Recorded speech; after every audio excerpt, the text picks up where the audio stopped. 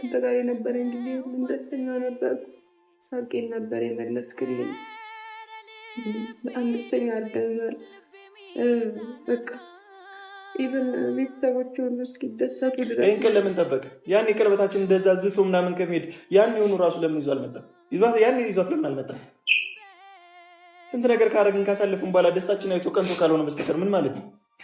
ነገርሻለሁ። ልጁ ላንቺ ስሜት አለው። ደጋግሜ እኔ ምን አልኩኝ ማለት ዋሽ ምን እኮ አልገባኝም እኮ ኤፕስ ምን እያልሽ ነው? እኔ እኮ አዳምጪኝ። እኔ ዘላለም እያወራሁ አይደለም እንዴ? እኔ ፈልግ ያመጣሁት ነገር አይደለም። ይኸውልህ ጽጌታ ማለሽ ብለህ እዛ ስትሄድ ዳኒ ምን ሊያደርግ ነው? እስኪ ምን እየተሰማው ነው ብዬ ነው አብሬ ከሄድኩት። ይቅርታ ትጠይቃታለህ። ስንት ነገር ነው እንዴ አንተ። ዘንድሮ ወንዶች ምን ነክቷቸዋል ጋይስ? ዘንድሮ ወንዶቹ ማለት ነው ጨልለው ጠቅላላ አማኑኤል ሆስፒታል ሊገቡ ነው። ግማሹ ተከዳው አረብ ሀገር ሄዳ ከዳችኝ እያለ መጥቶ ባጃጅ እንዲገዛለት ያለቅሳል። እነሆሽ መጤዎች በዙብን እኮ። ኧረ እንደው ዘንድሮ ጉድ ነው። እሺ ለማንኛውም ማለት ነው ከጋሼ ያብ ልጀምር ወይ ከጋሽ ዳኒ ልጀምር ጋይስ? ከየትኛው እንደምጀምር ብትነግሩኝ በጣም ደስ ይለኛል ማለት ነው። ለማንኛውም ዘንድሮ እንግዲህ የሴቶች ነው፣ ምንም ማድረግ አይቻልም። እኛ ሴቶች ምን ጊዜም ጠንካሮች ቆመን ነው የምናሳያችሁ። በዚህ አጋጣሚ ንፋስ አለ አይደል ጋይስ? ወጣ ብዬ ቆሻሻ ልጥል ዝም ብዬ በር ላይ ሳየው በጣም አምሮኝ እንትን ብርዱ ምናምን እዛ ላይ ሆኜ ነው ቪዲዮ አሁን የምሰራላችሁ ማለት ነው። እና ውድ ቤተሰቦች አይናማዋል እንደዚህ ጋር አይ ፈጣሪ ሆይ ይሄኔ ነገር እኮ እንደው እና እንደው ወደ ቪዲዮ ልሂድና ማለት ነው እንግዲህ ከያብ ነው የምጀምረው ዛሬ። እንግዲህ መቼም ሴት ልጅ ወደደች ነው። ደካማ ጎና አለን ሁላችንም። ተተተተተ ሲሉን የምናምንበት ነገር አለ። ሄሉ ባንዴ ነገሮችን የምናደርገዋለች። እኔ ግን አላምንም። ምክንያቱም የሚያሳመነኝ ነገር ስላላየሁ። ለምንድነው እንደዚህ የምትዩ ሳምሪ ካላችሁኝ፣ እኔ የምፈልገው እዛችኛዋ ልጅ ፊት ሄሉን እንደሚወዳትና ያችን እንደማይፈልጋት ማለት ከተለያዩ ብዙ ጊዜ ከሆናቸው ሊያሳውቅ ይገባል እንጂ ሄሉን ብቻዋን ጠርቶ እኝኝኝ ብሎ ማሳመን ለኔ አይታየኝም። ምክንያቱም ሴት ልጅ ነኝ፣ እረዳለሁ። ትወደዋለች ሄሉ እሱ ይወዳታል እንኳን አይደለም ትወደዋለች። ስለዚህ የሆነ ነገር ሲላት ቶሎ ታምናለች። ገባች? ሴት ልጅ እስከሆነች ድረስ ሁላችንም የሚገጥመን ነገር ነው ይሄ ማለት ነው። ነገር ግን ዛሬ የተደረገው ነገር እኔ አላሳመነኝም። እኔ እንደውም ብቻውን መጥቶ ምላሽ ሰጥቶ ከዛ እሷን ያገኛትና ሁሉም ባሉበት መልስ ድጋሚ ይሰጣል ብዬ ነው እንጂ ያሰብኩት በዛሬው ቀን ሄሉ ጋር ሄዶ ሄሉን የሚያሳምን ነገር ይናገራል ብዬ በፍጹም አላሰብኩም።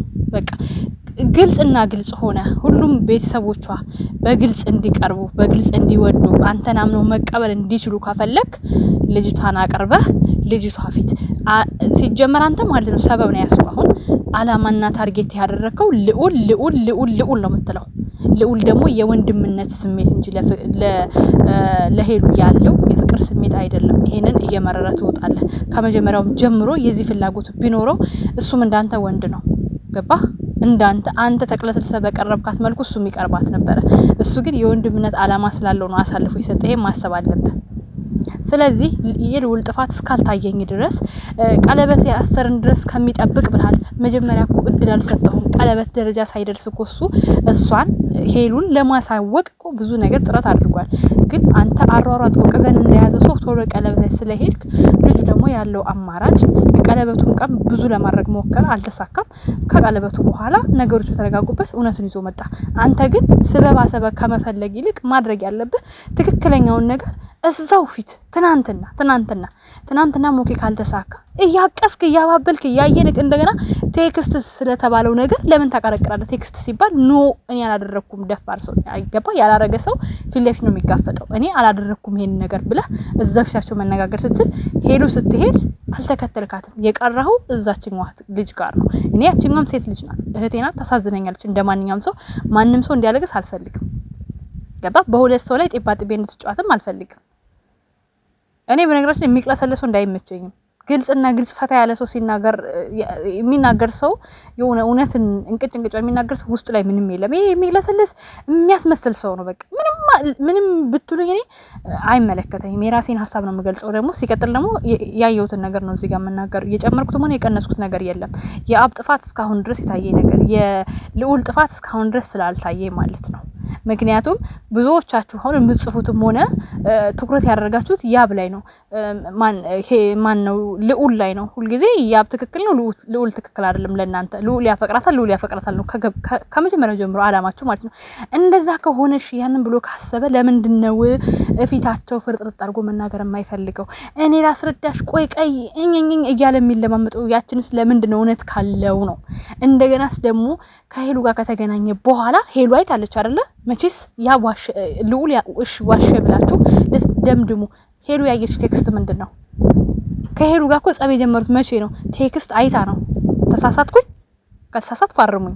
መቼም እኔ ቪዲዮ ልቅም አድርጌ ያለው እንግዲህ ባይኔ በብረቱ በጆሮ የሰማሁትን ነገር ነው ወደ እናንተ ያመጣሁት። ገባችሁ? ቴክስቱ ምንድን ነው ብላ ከዛን ቀን ነው ጸብ የጀመረው። ስለዚህ ይሄ ልጅ እንደሚጻጻፍ ግልጽ ነው። ከዛች ጋራ አንድ ሰው ከተለያየው ፍቅረኛው ጋራ ሌላ ህይወት ከሌለው ድጋሚ የመገናኘት እድል ሊኖር ይችላል ምናምን ያውራ። ህይወት ከጀመረ በኋላ ከሄሉ ጋራ አብሮ እያለ ከዛች ልጅ ጋራ ምን የሚሉት ቴክስት ከህይወት ያልወጣ ብላኛል። ሻራባክ ምን ነው መሽገርናት እንደ እሷ ከህይወት ማትወጣው? ወንድም ይሁን ሴት ፊልት ካላየ አንድ ሰው ጋር ሊቀርብ አይችልም። አንድ ሰው እኔ አሁን ለምሳሌ ከቀድሞ ፍቅረኛ የሆነ ፊት ካላየሁኝ ወይ የሚፈልገኝ ስሜት ካላየሁበት ወይ እሱ የሚፈልገው ስሜት ካላየ እሱም ወደ እኔ ወደ እሱ ልንመጣ አንችልም። እንኳንም ህይወት እያለው ገባችሁ? ስለዚህ ይሄ ልጅ ከሄሉ ጋር የጀመረ ሰዓት ቴክስት ሲጻጻፍ ነበር። ሄሉ ባይኗ አይታለች። እቤት ውስጥ ካስታወሳችሁ ፍራሽ አንጥፈው የተቀመጡ ቀን የነበረ ቀን ሄሉ ቴክስቱን አይታ ነው የተጣሉት፣ ጸብ የጀመረው። ስለዚህ ምን ነው አይናችሁን ግለጡ፣ የሄሉ ቤተሰቦች አይናችሁን ግለጡ።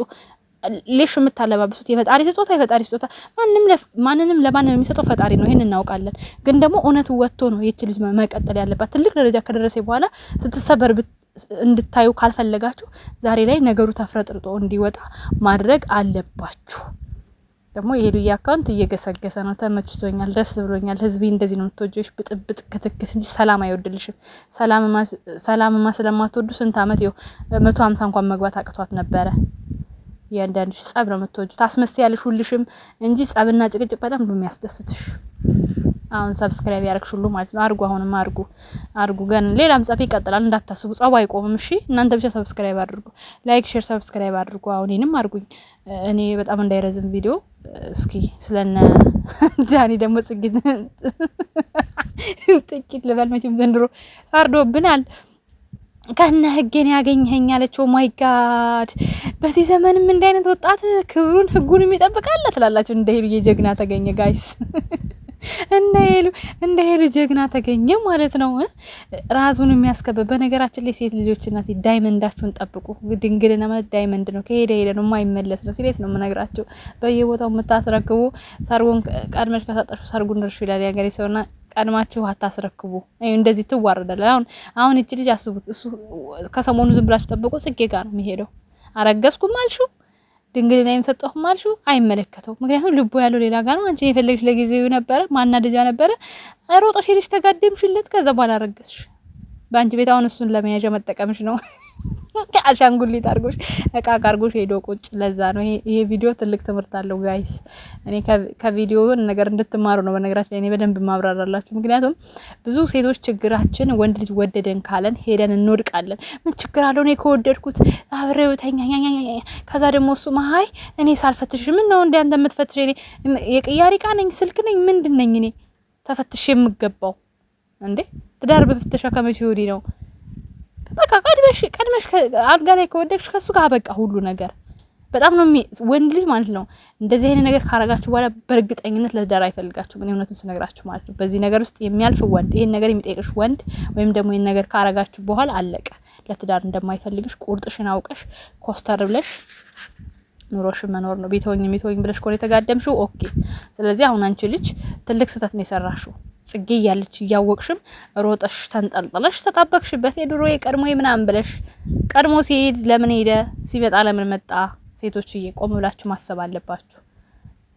በተለይ አረብ ሀገር ላይ ላላችሁ እህቶቼ ችግር የለም አይዟችሁ፣ ባል ወንድ አያልቅም። እግዚአብሔር ለእናንተ ያለው ይመጣል።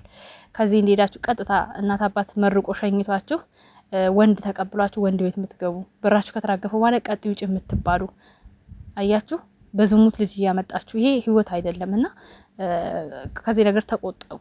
በዛው ማጋጣሚ ያው መልእክቴ ላስተላልፍ ብዬ ነው አይደል ጋይስ። እኔ እኮ አልናገር መካሪ ሳምሪ። ለማንኛውም ላይክ፣ ሼር፣ ሰብስክራይብ አድርጉ። የነበረን ቆይታ ይሄን ምስል ነበር። ዳኒ ምን ይውጣ ይሆን ወደፊት ምን ይሆናል? ወዳችኋለሁ። ቻው ቻው።